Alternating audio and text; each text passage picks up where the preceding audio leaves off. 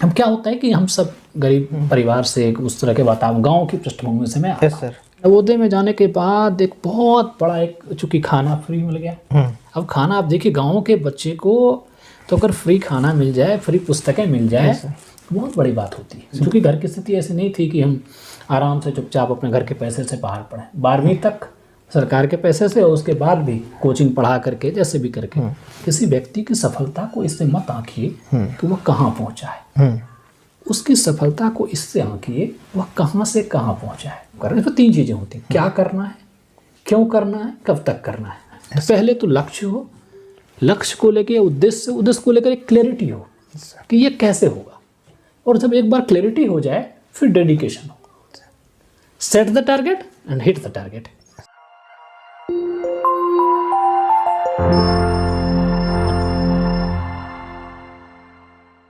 नमस्कार दोस्तों, सिलेक्शन तक में आपका स्वागत है।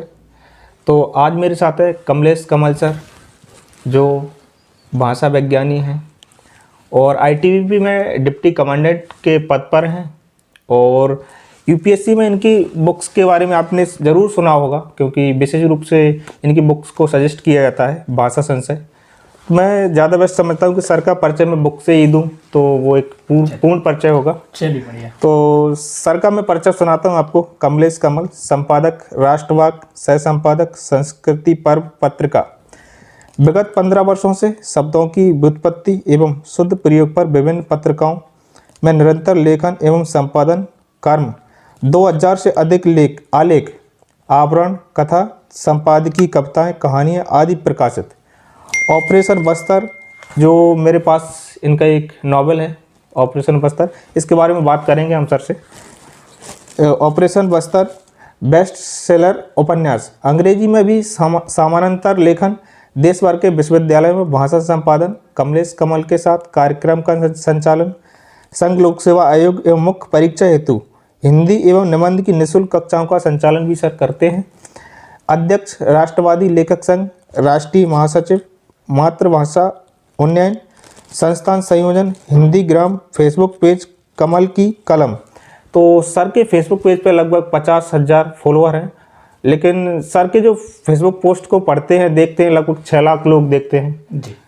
और सर सबसे पहले तो मैं आपके फेसबुक पेज से ही शुरुआत करूं तो ज़्यादा बेस्ट है। सर आप ऐसा क्या डालते हैं उस पर, कैसा कंटेंट डालते हैं तो लोगों को? देखिए, सबसे पहले आपके सभी श्रोताओं को मेरा प्रणाम और बहुत बहुत शुभकामनाएं।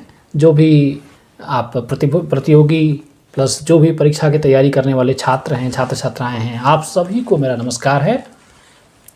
सबसे पहला प्रश्न मेरे बारे में मेरे फेसबुक पेज से हुआ है। ऐसे इस पुस्तक के माध्यम से, उन दोनों पुस्तकों के माध्यम से जो अपार लोकप्रियता आप सब ने दिया है, इसके लिए भी आप सबको प्रणाम करता हूँ। मैं जानता हूँ आप सब में से अधिकांश लोग कम से कम इस पुस्तक को ज़रूर जानते होंगे। जहाँ तक फेसबुक पेज की बात है, तो नॉर्मली सोशल मीडिया को हम लोग कह देते हैं कि समय बर्बाद होता है। विद्यार्थीगण यही कह देते हैं कि बर्बादी है, टाइम पास। लेकिन आज आप सोशल मीडिया की शक्ति से इनकार नहीं कर सकते। आपके पास जैसे विज्ञान है दुधारी तलवार, आप उसका उपयोग अच्छे के लिए भी कर सकते हैं, बुरे के लिए भी। आपके पास चाकू है, सेब भी काट सकते हैं, हाथ भी काट सकते हैं। फेसबुक का भी आप सकारात्मक उपयोग कर सकते हैं। मेरा फेसबुक पेज, पहले मैं अखबारों में, पत्रिकाओं में व्याकरण के आर्टिकल लिखा करता था। फिर मुझे विद्यार्थियों ने ही बताया कि सर आप फेसबुक पर अगर आप लिखेंगे तो हम लोग वहाँ पढ़ेंगे आपको, और बहुत चीज़ें वहाँ भी, हम चूँकि फेसबुक पर समय बिताते ही हैं, तो मैंने एक कमल की कलम करके पेज बना दिया। देखते देखते आज लगभग 50,000 लोग उस पर हैं, और 5 लाख नहीं 6 लाख से अधिक ही लोग उसको पढ़ रहे हैं हर महीने। इसमें मैं भाषा और व्याकरण, इससे संबंधित पोस्ट ही डालता हूँ।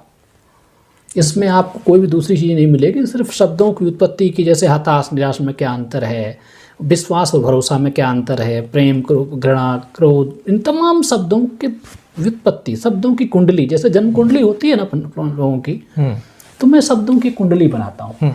और फिर कभी कभी कविताएं या कुछ ऐसी चीज़ें, प्रतियोगी परीक्षा से संबंधित, जैसे व्यापम परीक्षा है, यूपीएससी परीक्षा है, इनमें जो हिंदी के प्रश्न आते हैं, तो इससे संबंधित सामग्री भी मैं व्याकरण के माध्यम से समझाने की कोशिश करता हूँ। तो सर का बुक्स के बारे में आपने देखा ही हुआ, चाहे जो यूपीएससी की बड़ी बड़ी कोचिंग संस्थान वाले विशिष्ट रूप से भाषा का संशोधन इसको सजेस्ट करते हैं, चाहे दृष्टि आईएएस हो, और सर कई संस्थानों में पढ़ाते भी हैं निःशुल्क और जो भी है।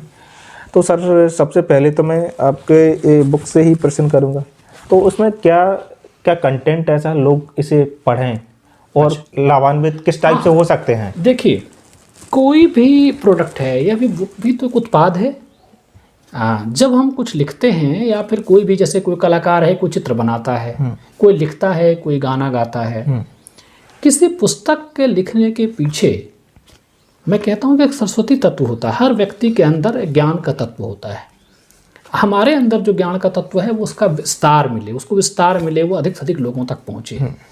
हिंदी में ऐसा होता है कि कोई शब्द अगर शुद्ध है तो वह शुद्ध क्यों है, या अगर अशुद्ध है तो अशुद्ध क्यों है, इसकी एक सम्यक समझ छात्रों को नहीं होती। उन्हें नहीं पता, क्वेश्चन में पूछा गया है अंतर बताएं, और अंतर और भेद में क्या अंतर है उन्हें नहीं पता कि अंतर और भेद दोनों में क्या अंतर होगा। जैसे मान लीजिए अंतर्राष्ट्रीय है, अंतर्राष्ट्रीय लिखने में विद्यार्थी गलती कर जाते हैं। तो हमने इस पुस्तक में एक ही उद्देश्य रखा था कि विद्यार्थियों को जो सामान्य परीक्षाएं हैं, यूपीएससी है, व्यापम है, या शिक्षक पात्रता परीक्षा है, प्राध्यापकों के लिए परीक्षा है, रीट वगैरह हैं, इन सब में जो हिंदी के प्रश्न आते हैं उन प्रश्नों की एक सम्यक समझ बने, रोचकता के साथ। छोटे छोटे चैप्टर्स हैं, 100 चैप्टर हैं इसमें, लेकिन आप पढ़ेंगे तो आपको पता लग जाएगा, अच्छा ठीक है ये शब्द ऐसे बने हुए हैं, जैसे आरंभ और प्रारंभ में क्या अंतर है, अंत और समाप्त में क्या अंतर है, इस तरह की चीज़ें। और लास्ट में 750 मैंने ऐसे शब्दों की सूची दी है जो आपको बताएगी कि क्या अशुद्ध है और क्या शुद्ध है। जैसे हम कहते हैं मनोचिकित्सा, व्याकरणिक शब्द होना है मनश्चिकित्सा।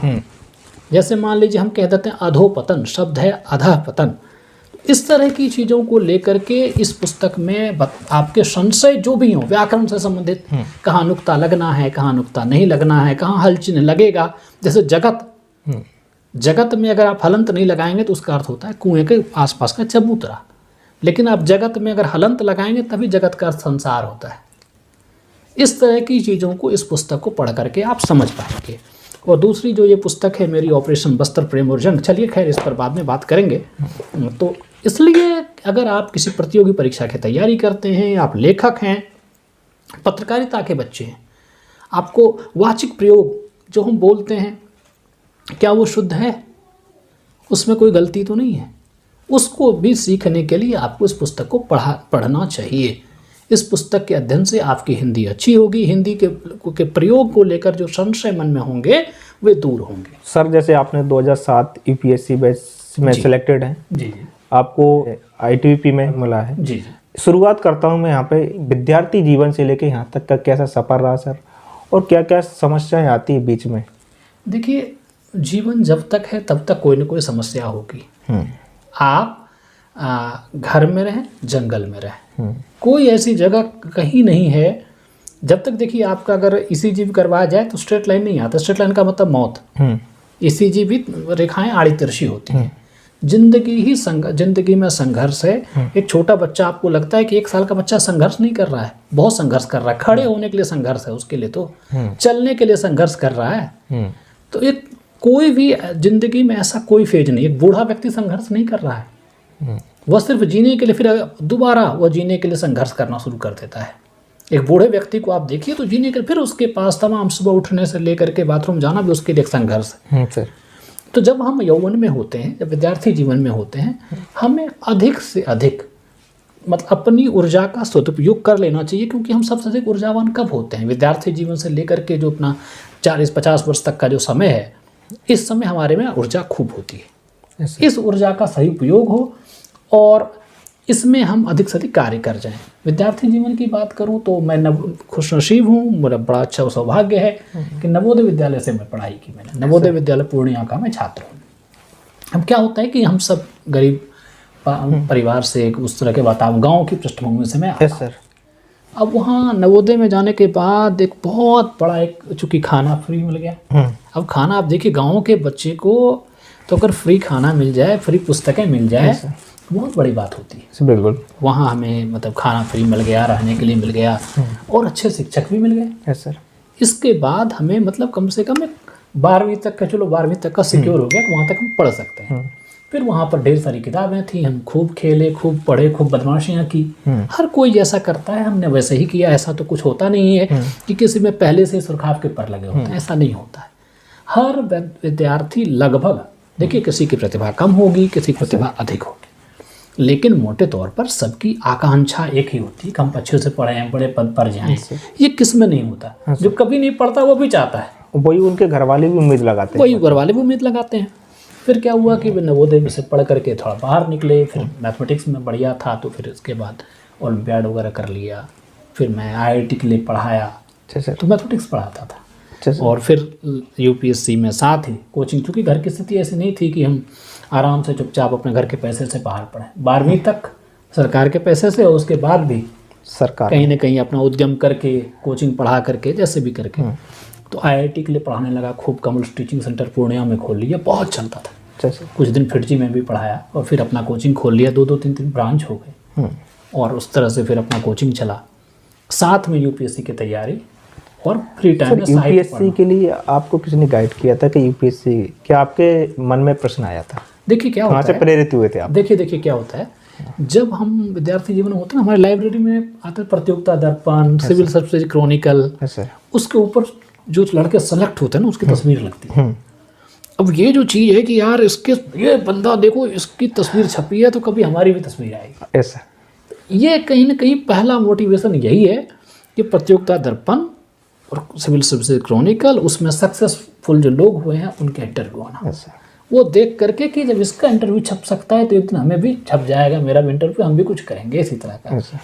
इसके बाद फिर उसके बारे में पढ़े जी, क्यों आया इसका इंटरव्यू, अच्छा इसके लिए पढ़ना पड़ता है, अच्छा क्या पढ़ना पड़ता है, सभी विषय पढ़ना पड़ता है, ठीक है जी।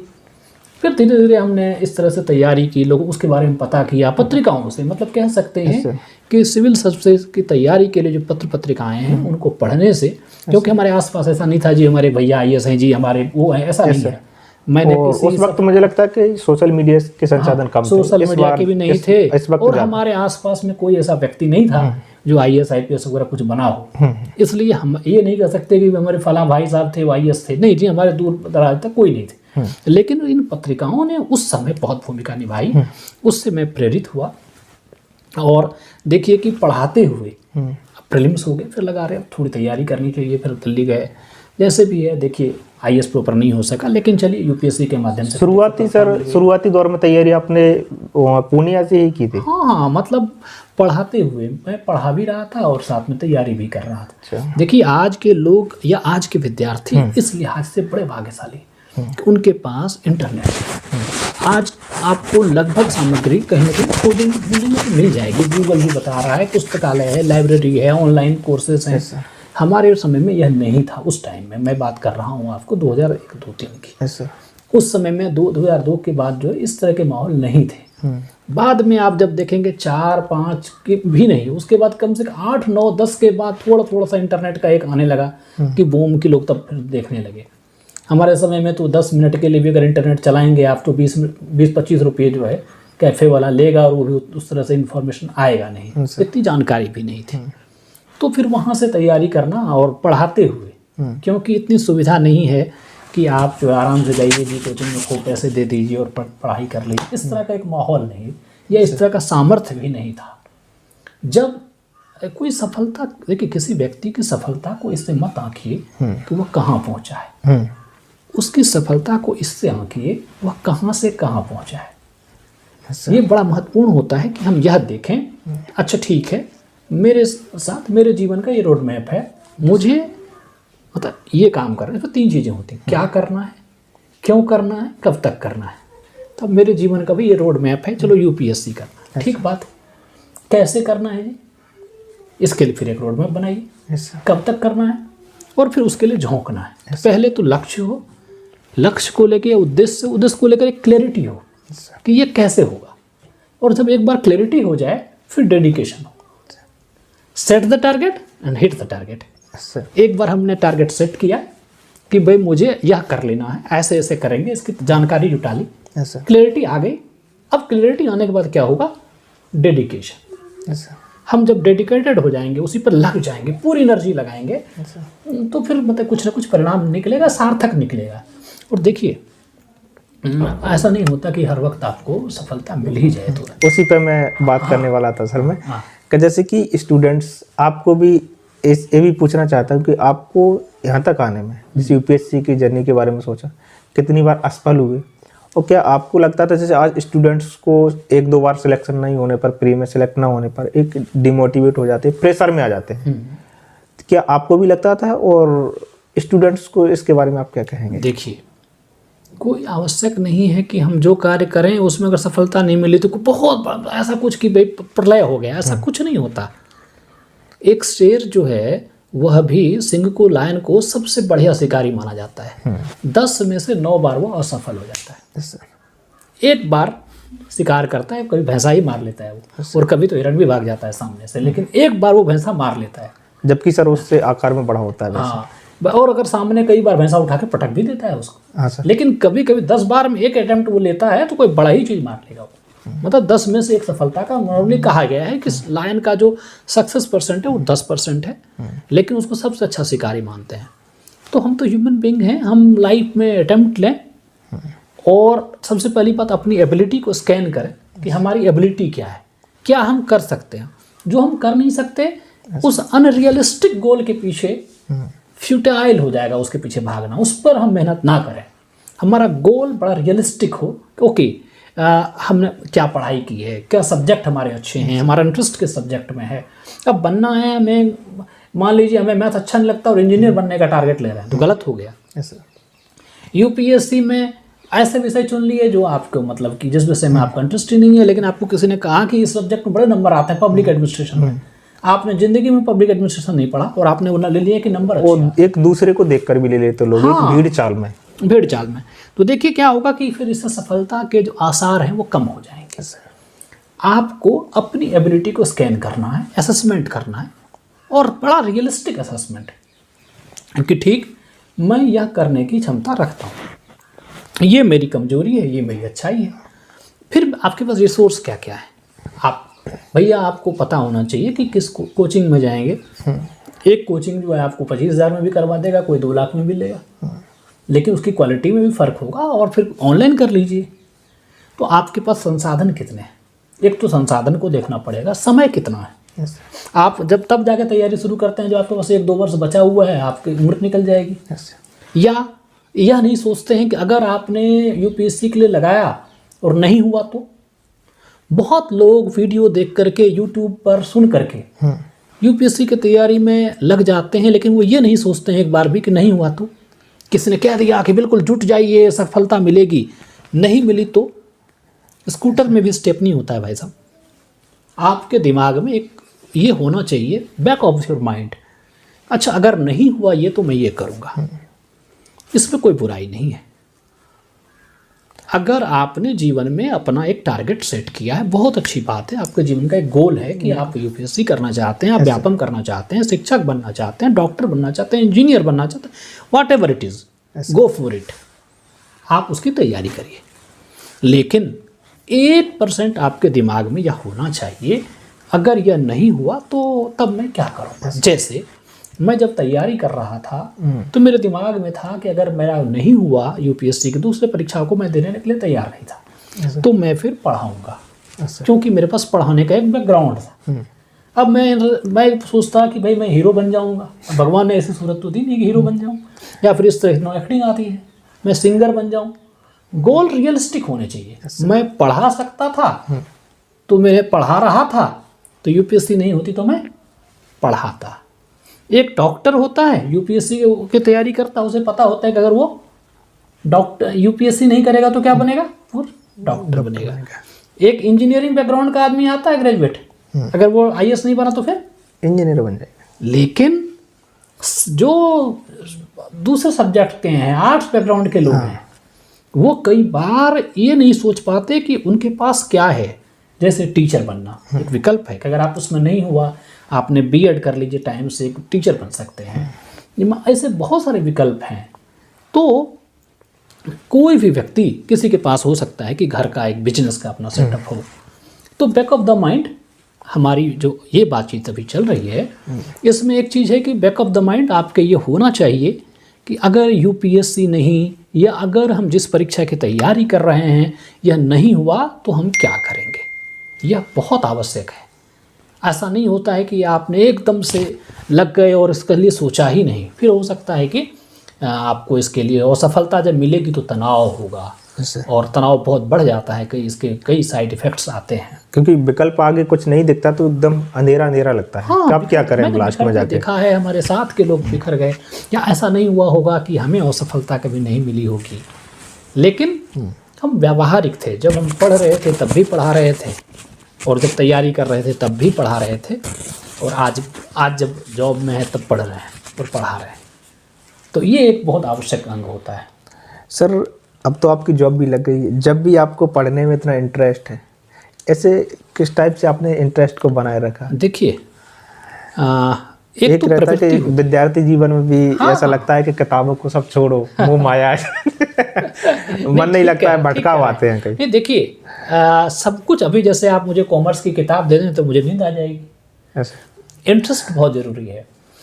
पहली बात एक चीज़ समझिएगा कि आजीविका का प्रश्न जब हल हो जाता है ना, तब आप अपने शौक़ की चीज़ें कर सकते हैं। एक बार जब आप अच्छी नौकरी में चले जाएंगे, मान लीजिए कि आपको गिटार बजाने का शौक़ है, थोड़ा सा सीखा है आपने, लेकिन आप खूब अच्छे से गिटार बजाने पर कब ध्यान दे देंगे? जब आप एक नौकरी पा लेते हैं, फिर आप उस पर जा सकते हैं। मुझे लिखने का शौक़ था, और लिखने के लिए आप जानते हैं कि अगर एक पेज अगर लिखना है तो कम से कम 50 से 100 पेज पढ़ना पड़ता है। तो फिर मुझे क्या करना पड़ेगा? पढ़ना पड़ेगा। इसमें भी मैं हिंदी इंग्लिश दोनों में लिखता हूँ, तो फिर इन विषयों को पढ़ता हूँ। अब मुझे लेकिन ये तो नहीं है कि मैथमेटिक्स नहीं बनाना, मैथमेटिक्स मेरा बड़ा अच्छा रहा, ओलंपियाड किया हूँ, लेकिन आज मुझे मैथ्स नहीं पढ़ रहा, कॉमर्स नहीं पढ़ना, बायोलॉजी नहीं पढ़नी है, करंट अफेयर्स नहीं पढ़ना, टीवी नहीं देखता हूँ मैं, न्यूज़पेपर नहीं पढ़ता, क्योंकि मेरी जितनी ऊर्जा बच जाए, जितना समय बच जाए, मैं व्याकरण में, भाषा विज्ञान में और लिटरेचर में, स्पिरिचुअल बुक्स, क्योंकि जो मेरा फील्ड है, जो मुझे लिखना है उससे चीज़ें संबंधित चीज़ें मुझे पढ़नी है। अच्छा, अगर नहीं पढ़ूंगा तो क्या होगा? नहीं पढ़ूंगा तो नहीं लिख पाऊंगा। अगर लिखूंगा तो उसकी क्वालिटी उतनी बेहतर नहीं होगा। आज मैं बच्चों को पढ़ाता हूँ कि चलिए भाई, निबंध किसी विषय पर लिखा रहा हूँ कि निबंध ये ऐसे ऐसे लिखते हैं। अब मैंने खुद होमवर्क नहीं किया है। अब एक निबंध जब हम यूपीएससी या किसी भी परीक्षा के निबंध लिखते हैं, उसमें मेन चीज़ होती है सिनॉप्सिस। आपने कितने डायमेंशन सोचे। जैसे मान लीजिए आज़ादी का अमृत महोत्सव चल रहा है, इस पर अगर आपको एक निबंध लिखना हो तो इसके 50 डायमेंशन होने चाहिए, लगभग 40 से 50 डायमेंशन हो सकते हैं। आप जब इतनी तरह से सोच पाएंगे, फिर आपका निबंध जो होगा छोटे छोटे पॉइंट्स और बिल्कुल कॉम्पैक्ट सा होगा। तो ये बहुत आवश्यक होता है कि हम पढ़ें। जब हम पढ़ेंगे नहीं, होमवर्क नहीं करेंगे, तो हम अपने छात्रों से, जैसे मान लीजिए अभी मैं बात कर रहे हैं, हम दोनों लोग बात कर रहे हैं, जो लोग इस इंटरव्यू को देख रहे हैं, उनको अगर इसमें से कुछ मिला नहीं, उनको निराशा हाथ लगेगी ना, उनको लगेगा कि हम समय क्यों दें। लेकिन अगर उनको लगता है कि जैसे मान लीजिए 5 बातें, मतलब एक अगर कोई 20-25 मिनट का आपका एक इंटरव्यू सुनता है, 5 बातें भी उसको होता है ना टेक अवे टाइप का, कि ठीक बात है, अगर हम जो काम करते हैं उसमें असफल भी हो गए तो उसकी प्लानिंग क्या हो, है ना। एक बात हो गई जीवन में, जैसे मैंने कहा क्या करना है, क्यों करना है, कैसे करना है, 2 बातें हो गई।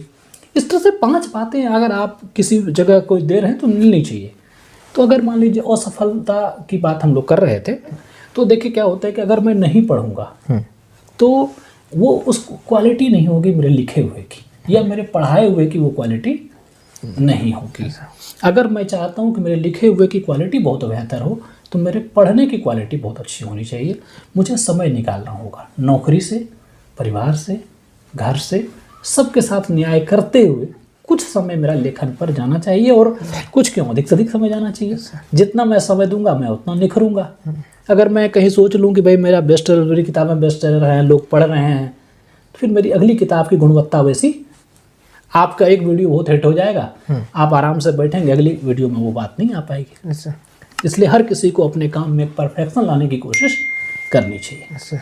जी, जैसे कि सर का बॉक्स है, तो इसके लिए इस पर कई यहाँ पे कहा कि कुलपति काशी हिंदू विश्वविद्यालय जी, इनने भी लेख लिखा है, गिरधर मालवीय जी ने। और भी है निदेशक डिस्कवरी IAS दिल्ली के CVP श्रीवास्तव जी। काफ़ी लोगों ने सर के लिए लेख भी लिखे इस पर। और भी सर की सबसे बेस्ट बुक मानी जाती हैं, और जो भी बुक्स आई हैं काफ़ी चर्चित बुक्स हैं सर की मार्केट में। यह वीडियो आपको कैसा लगा, इस पे हमें प्रतिक्रिया दें कमेंट बॉक्स में। सर के साथ अगला वीडियो भी हम लेकर आएंगे यदि आपको इससे लाभ मिलता है तो। और इसके लिए धन्यवाद। थैंक यू सर, आपने इतना समय दिया। चलिए, बहुत बहुत धन्यवाद। आप सभी श्रोताओं को, दर्शकों को बहुत बहुत नमस्कार, धन्यवाद, जय हिंद।